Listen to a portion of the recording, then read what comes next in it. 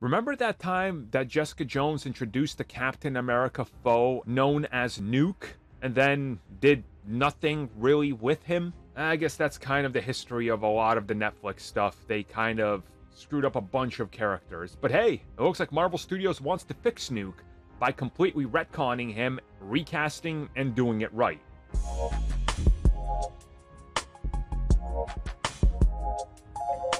Okay, so here's what we know.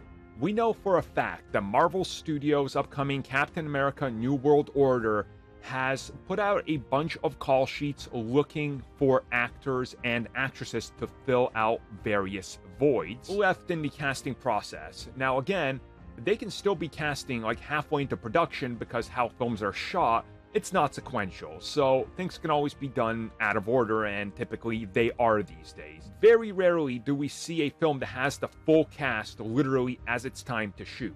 So many of these call sheets are obviously asking for just extras, but some are asking for more extensive roles and supporting roles, and one of them essentially describes what most people can look at and go, they seem to be describing somebody that looks like NUKE.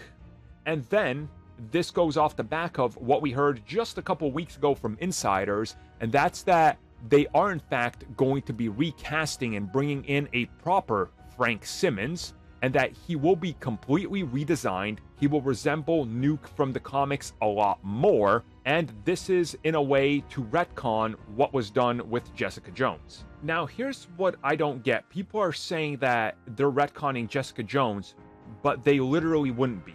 The one in Jessica Jones was called Will Simpson.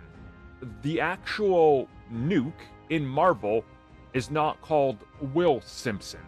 He's called Frank Simpson. So there's no connection here. If they introduce the real NUKE, who was also at one point a member of the Squadron Supreme and also a member of the Thunderbolts, it literally does not retcon Jessica Jones.